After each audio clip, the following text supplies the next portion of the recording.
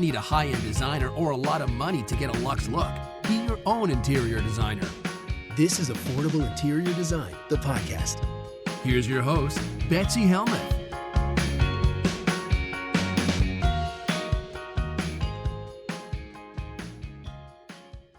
Hi, everyone. Did you hear the news, the exciting news after many, I was going to say months, but let's just be real with each other, years of you guys asking to be able to see the images that I describe. When people send in their questions, I try my best to really illustrate what's going on in the pictures because the podcast is an audio medium. So I can't be showing you while you're listening unless I go on a video medium. So I have launched a YouTube channel. I have hired some new people to help me because it does exponentially add to the workload. So thank goodness for delegation and amazing companies to help. But now we have a YouTube channel, a Facebook platform, a show notes page, and an Instagram. It's so exciting. What a brave new world. So if you want to see these images, if you want to watch me record these podcasts rather than just listen to it, well, head on over to affordableinteriordesign.com/links. That will give you the menu of links where you can click to take a peek at the Facebook page, to take a look at the YouTube page, and ideally subscribe. There's going to be not only small snippets of the episodes, but also the entire episodes. And now we have a show notes platform. I mean, it's all happening, guys. It's all happening. And you've been asking for it. And the exciting thing is that new questions with lots of delicious pictures have been rolling in. I'm so grateful for those questions that have been coming in from all over the world. One thing I want to share with you is that if when you send in your picture and your question, you don't say that I'm able to share it on the platform, I won't be answering your question because, it's all so I could share it on the platform, right? And if I only can share the question but not the picture, well, then people don't get the real sense of the project. And if you say I can't share it, then what am I going to talk about? So make sure that you click that little button when you submit your question that says, yes, you can share it on your channels. Now, bear in mind, I only share your first name, and so it's still pretty anonymous. But now that we have all these new platforms, I need to be sure that the content that I'm putting out is reflective of what I'm talking about. And the better I can illustrate that for you, the more compelling that content will be. And guys, if you want to submit your questions, well, why not? We've been getting through this mailbag month after month, and so there is room for your questions. You can go to affordableinteriordesign.com/podcast to easily submit your question and get it answered on an upcoming show. Last bit of news I want to talk about before I dig into your questions is that the Academy is thriving. If you have been dreaming about becoming an interior designer, if you've been thinking about it, but putting those dreams on hold because you were busy raising a family or trying to earn enough tenure to get a pension, but now you've had enough and you're ready to live the life of your dreams and to build an interior design business, know that there's a place for you. Know that there's an academy for you where I not only teach you business skills, but also how to be an interior designer running your own business. So if that sounds intriguing to you, there's a quiz on the website at affordableinteriordesign.com/academy. Take that quiz to find out if you're a fit. Because basically, I only want people in the academy who are going to be in the exact right spot. I want to make sure that the academy will be the way to fulfill your goals and dreams. So taking that quiz that I created myself to make it really clear where you might fit in based on your feedback, based on the thoughts you're having in the world of interior design. I want to make sure that as you pursue a path, as you invest in education and invest your time and energy in a new pursuit, that you're going down just the right path for you. Because there's lots of different opportunities to pursue in the interior design field. And it's just about locking in what best fits with your lifestyle and, more importantly, your dreams. All right, speaking of dreams, let's make some dreams come true today and answer some of these questions that have been sitting here in the mailbag. My first question comes from Irina. Irina writes, "Hi, Betsy. I have a question for your podcast. I've been working at home for the last 7 months, and with the pandemic being nowhere near the end, I realized I need more comfortable areas in my house to work and to lounge. I have a traditional dining table in my house, but I noticed that we almost never use it. Probably because it's an IKEA table with 4 wooden chairs and pillow tie downs. It feels rather uncomfortable and it is too formal. I was wondering if having a corner banquette instead of a couple of chairs would be a better idea. That way I can relax, I can lean back, maybe even put my feet up when I work, or sit cross legged while I eat in front of my laptop. What do you think? Is it too old school? For some reason, most furniture stores don't have a lot of choices. The only one I found is at Pottery Barn. I would love to hear your opinion and if you have any tips on how to make the dining room more inviting and comfortable. My house is small, so I'm trying to find creative ways to work from different places for changing scenery's sake. Thank you. I hope your back is feeling better. Longtime listener, Irina. Irina, did you know that my back actually had some flare ups? So thank you for asking. It was flaring up. I was having some more uncomfortability. So my son was on the Affordable Interior Design baseball team. We sponsored the Little League team for our town, and they came in second place. Very sad, but they put in such a great effort and everybody really was amazing. And the final game was out of control. I mean, I was jumping up and down with my bad back, and my voice was hoarse for 2 days afterwards. Anyway, I digress. So after the big championship game, my husband, who is the coach, full disclosure, he planned a parents versus kids game. And I couldn't play because of my back. I was worried that if I run, if I hit a ball, if I ever exert myself, that I'll hurt myself again. And I felt so left out because all the parents were playing. Because 2 years ago, when we had that parents kids game, I played and really did a good job. So I was hoping to put in another amazing showing. Well, I was sitting on the sidelines with one other mom, and she's like, "Why aren't you playing?" And I mentioned my back issue. She had the same issue, read the same book by Dr. Sarno, and was healed. Then she went to some sort of energetic healer in the city and got even more great feedback on what emotional issues were actually causing her back flare ups. And so she gave me the name of that person. But immediately after talking to her, like the very next day, my back issues went away. And, I really believe that they are 100% tied to my stress levels, my overwhelm. Dr. Sarno says it's internalized rage. So I just thought that that was so interesting. And I have not had any back troubles since. I used to have back troubles every night sitting in my armchair. I couldn't even sit on the couch. And after talking with her again, even though, I already had listened to 2 chapters of Dr. Sarno's book, I'd already been partially healed, but I was in the middle of a flare up. And just being able to emotionally know what's going on has really been so liberating. So the only reason I'm sharing this story, even though I think it's cool and it made me feel less alone on a day when I was feeling left out because I wanted to play. The only reason I'm really sharing this story is because I bet a lot of you are struggling with back pain.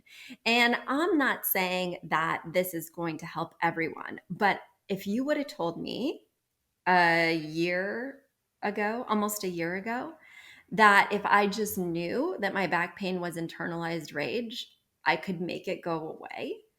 I mean, that would have been, first of all, unbelievable to me. And second of all, something that I would have wanted to try. Okay, let me just tap into my internalized rage here. So if that helps you guys in any way, I just want to put that out there. And Irina, thanks for asking about my back. Let's get back to your question. So, I think banquette seating can be comfortable for the right type of person. The problem with banquette seating when you buy these prefab banquettes from, say, Pottery Barn or Ballard Designs is typically they're in a small L-shaped configuration. meaning that they truly dictate the size of your table. And if you have a small L shape like the one you showed me from Pottery Barn, you must use it with a small circular table, or you could use it with like a square type table. But basically, because the banquette is equidistant on each side, the table needs to be equidistant on each side, which can be quite limiting. So I'm just hesitant because this is your formal living room. I'm wary that that will actually work for a formal living room when you can at max seat, I don't know, maybe 3 people on the banquette and then 2 people in additional chairs at a 42-inch round table. I'm just worried that even though it's more comfortable for you day to day to put up your feet, to, sit cross legged while you're working, I think that it does present those limitations. If the limitations I spoke about don't feel limiting to you, then go for it. I do think that the banquette is much more expensive than just getting separate chairs. And for me, it sounds like the culprit in your situation is that the chairs just aren't comfortable. Those tie on cushions aren't all they're cracked up to be. And the table is IKEA. IKEA is 80% crap, 20% gold. I do think that there are some amazing pieces at IKEA, but the crappy pieces really impact your quality of life. So if you're not finding enough banquette selection to float your boat, or if the banquette is limiting you to a circular or square table, I would advise that you get 4 chairs at a rectilinear table that sits 6. And then on one of the sides of the table, one of the long rectangular sides, I would do a bench with a back. That way, you can get the experience of having a place to sit where you can put your feet up, but you're not literally pinned in to that prefab banquette.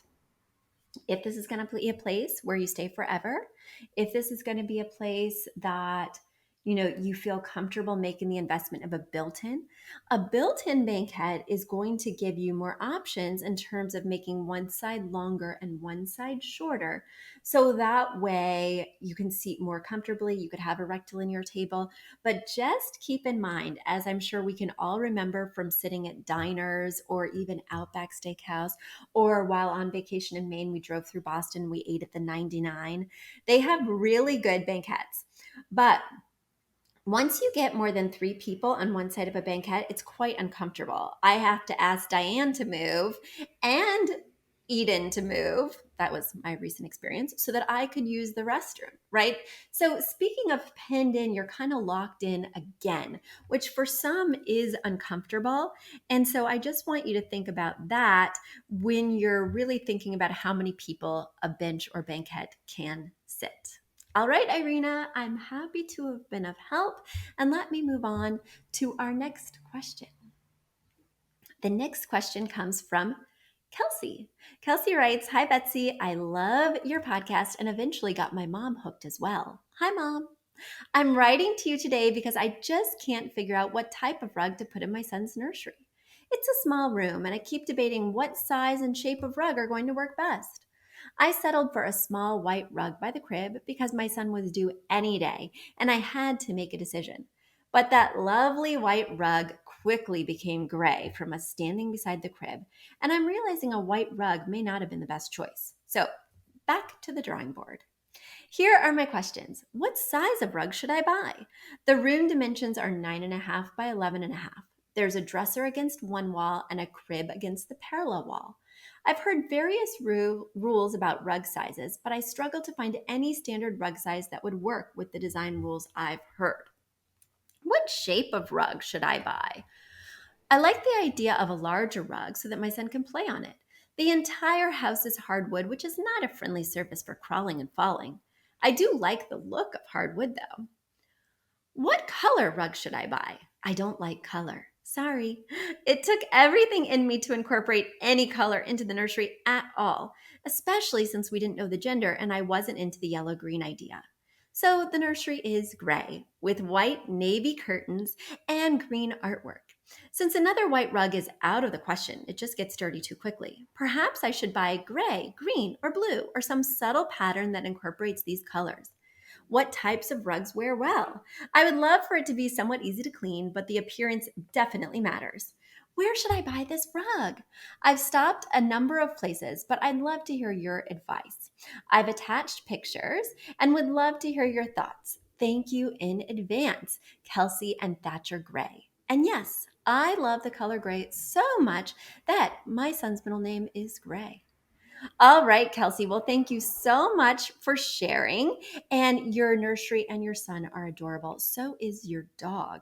Guys, if you're wondering what Kelsey's son and her dog look like, you can head over to our new YouTube channel, affordableinteriordesign.com/links, and subscribe to that YouTube channel so you won't miss a thing. And you'll get to see everybody's pictures and a few pictures that I insert of my own to help illustrate these issues and their solutions. All right, Kelsey, let's get in here. So you have lots and lots of questions. And yes, I never recommend a white rug because of your experience. No matter where it's put, it gets dirty and it gets dirty quickly and it never looks fresh. I also don't recommend really dark rugs. In your case, you might have gone with a navy. In other rooms, some people go with black. And that also does not look fresh pretty much the minute you buy it. If there's any lint or hair, it shows everything. So you want to go with something mid-tone, ideally with a pattern, so that way it can camouflage some of those stains. Now, the size, I can't tell you because, as I've mentioned before on this podcast, dropping things into floor plans is more technical for me than just here's where everything should go at first impression. I always try every possible option, which leads to about 10 to 15 minutes of my time. And there's a number of factors. So I'll just give you some guidelines, right? I see you have a glider. Sometimes putting a rug under a glider half on, half off means that the glider kind of wibble wobbles. So oftentimes you want to make sure to put the rug either fully under the glider or not under it at all to avoid that unstable wobble effect. I also really do not like the look of a rug under a dresser. I don't like it under a dresser because it starts to look like wall-to-wall carpeting or it's half on, half off. It just looks ill-fitting. I don't mind a crib being half on, half off because of its heaviness and because of its four legs, you'll find it will not wobble unless there's some kind of extenuating circumstance. And that can be a really nice look. I also agree with you that you'd like the rug to cover as much floor as possible, at least those open areas, so that the little one can have room to play and crawl. Sometimes that means that it's not a great fit for a standard size rug because standard size rugs come in standard sizes. So in situations like this, where maybe I need a long, narrow rug, or maybe I need, an interesting square rug that I just can't seem to find at stores, well, I will use floor tiles, flor.com. And those are carpet squares that stick together. They stick to themselves with stickers. They have a built-in rug pad, which prevents them from slipping all over. And they come in a variety of textures. So you can get something a little bit more plush if you're wanting it to be kind of snuggly, or you can get something quite low pile if you're worried about it, producing dust or capturing dust, things like that. They have a variety of styles, colors, and patterns, so you'll have lots to choose from. And since you already have blue in the drapes and it's like that deep navy that I'm wanting you to avoid with the rug, you could either go with a rug or floor tile option that has pattern, maybe that has a navy pattern on a gray background, or maybe you pick a gray floor tile that has a very subtle pattern. I think that could be really fun and play well off what I'm seeing here in the nursery. So yes, I prefer lower pile rugs in nurseries because high pile rugs like a shag rug will capture a lot of stuff, right? Cheerios, dust, pet hair. So that way when your child is crawling or grabbing at the fibers, they might be, getting gross stuff on their hands. Because I remember my kids would lick their hands or drool and then play on the rug. And one of my fellow designers had a shag rug at her house. And so when I would take my child over to play, because we had children of similar ages, I would notice his hands coming up the carpet. I'd be like, she was very tidy and the rug was super soft, but what's really in there? and how do we get it out of there? So I myself prefer something lower pile that's very easy to clean. And also the other benefit of using floor tiles is that when one gets really nasty, say there's a really bad, I don't know if your kids were vomiters like mine, say there was a really bad vomit moment and it just wasn't going to get out very easily, well, you could just pop out that tile and put in a fresh one. I always have extra floor tiles in my home. I keep them in a closet, and when the worst should happen, I just pop in a new one. In fact, just yesterday, I was configuring my son's floor tiles because I noticed that he took one of the felt pads off of his desk chair. So maybe it fell off. It probably fell off, right? I'm sure he wasn't picking them off, but one fell off and the desk chair scratched his floor. So now I'm like, where can we put these floor tiles so that this never happens again? So if you need a solution for a very low pile rug, or a rug that you can make into any size you want, or a rug that's super forgiving with stains, check out floor.com. Let's get back to some of your other questions about this rug. What color? So I gave you some previews on the colors I'm thinking of, but we're going to avoid that navy and the white. And I'd keep it neutral. It really sounds like your dream is to have a neutral nursery. So even though you did give it some pops with the green and the blue and the artwork, it sounds like it was against your will. So let's just make the rug, which is a huge visual element in the room, something that totally aligns with the vision you had. Just make it a very light gray, maybe a subtle pattern, right? And then you mentioned what types of rugs wear well. I highly recommend that you avoid a wool rug because wool rugs can be like wool sweaters where they're itchy, right? I remember in our living room when I first had my son, we had a wool rug and he would play on it without a shirt, just in his diaper. I would be down there on the floor with him and then I'd pick him up and his back would be all red. And it was kind of that reaction to the scratchy wool. So I got rid of that rug. And instead, I got a polypropylene or acrylic rug. And then we didn't have any issues. It was very soft and we were able to wash it quite easily. So if the worst should happen, I was able to stain treat it very easily. But keep in mind with a polypropylene rug, sometimes it does off gas because it's not a synthetic fiber. So there's lots of pros and cons with different rugs. The one thing I would totally avoid are silk and viscose rugs. So viscose is a synthetic silk. It's very soft, it's shimmery, it's beautiful. There are so many times I'm tempted to use it for either a master application or in your case, a nursery. But the problem is that synthetic silk shows every stain, whether it's just a droplet of water or something much worse than that. And it's impossible to clean. So my mother-in-law is just moving to a different apartment. She found some rugs and she wanted me to pick the one that I preferred. And a few of them were viscose. And I had to just turn her away from that, even though they were my favorite patterns.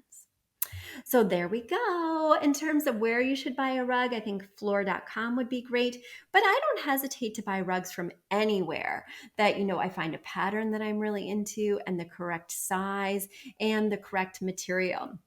Additionally, I do not like to invest a lot in a nursery or a kid's room because my kids' tastes change a lot. And I'm constantly evolving their room as they tell me, Mom, I'm so over gray, or Mom, I'm so over Thomas the Train. It's time to get something new. In fact, we just switched out Pokemon for Fortnite. And so I think it's really important to be reflecting your child's taste back to them. And of course, when they're really little, maybe they don't have too much of an opinion. But as they get older, I think you'll find that your gray is going to have some reactions to gray. Good or bad, we'll see. Keep me posted, Kelsey. All right, now it's time for the last question of the day. This question comes all the way from Tabitha in Arkansas. Tabitha writes, "Hi there. I've been given the green light to redecorate our house. Tragically, the person who owned the house before painted every wall and every ceiling the same shade of brown. Ick. Anyway, my husband insists that our ceilings not be stark white. We are going with the color silver gray for our living room walls and beach glass for our bedroom and bathrooms. What color would you suggest for the ceilings?" All right, well, thanks for writing, Tabitha. Yes, you sent in a picture of this brown, and it is really oppressive. So I'm happy to hear that you're changing that out. I am sad to hear that your husband does not like white ceilings because that's what you do. Typically, you do a white ceiling, especially when you have popcorn ceilings. You have a textured ceiling. It may not be true popcorn, but it's textured here, right? And with a textured ceiling, we don't really want to draw attention to it. It's not a great look, right? A flat ceiling is much better. So the more colorful, the more out of the box color we choose for the paint for this ceiling, the more attention is going to be drawn to it. So I would really suggest that we paint it a version of white, a shade of white. We can tell your husband it's a different color because all these paint colors have interesting names, often that don't involve the word white, but I don't think we want to go with a true color. Now, I love silver gray and I love beach glass. Both of those Benjamin Moore paint colors do have subtle cool tones underneath. So you'll want to go with a white that has some cool tones that kind of plays with that. So you might look at something like Decorator's White for the ceiling, even though that does have white in the name, doesn't it? But I would avoid doing like a warmer white, like atrium white, because the yellow that's in atrium white is going to not work as well with the blue. If you're trying to minimize how cold the blue feels, then maybe that's a good use of an atrium white that has a warm undertone. But if I'm trying to kind of make the whole thing a cooler experience, I'd go for a cooler white. And just to make your husband feel a little bit better, in paint, there is no such thing as pure white because paint, the actual material itself, has a color. And it's hard to remove that color, rather they overlay. We have an amazing rep at Benjamin Moore who did like a 2-hour class for both the Interior Design Academy that I teach and also my own interior designers. And she gave a wealth of knowledge. But one of the key takeaways for me is that Benjamin Moore does not offer a pure white. So it'll be called white, but against another tone, you'll always see some kind of underlying tone because they had to infuse it with something because they had to negate what's just going on in the base of paint. I thought that was really intriguing. So just tell your husband that there's no such thing as white paint. Will that work? Is he going to buy that? All right, Tabitha, I'm so glad that you wrote in. Guys, if you have questions for me, please send them along to affordableiinteriordesign.com/podcast. I hope that you are enjoying the summer. I hope that you're having lots of fun. In fact, just as I said summer, I was like, well, what if it's not summer where you are? I was just designing in Sydney, Australia 2 days ago, and it's winter there. So happy winter, happy summer, and happy designing, everyone. Until next time. A big thank you to our amazing producer, Catherine Heller, to Aton and the MVCR House Band, and to Affordable Interior Design, the sponsor of this podcast and the premier place to get an amazing look on a budget. Check out affordableinteriordesign.com. If you guys love the show, the very best way to support us is by spreading the word. Tell your friends or write us an awesome review on iTunes. So until next week, guys, thanks so much for joining us, and I'll talk to you soon. Bye.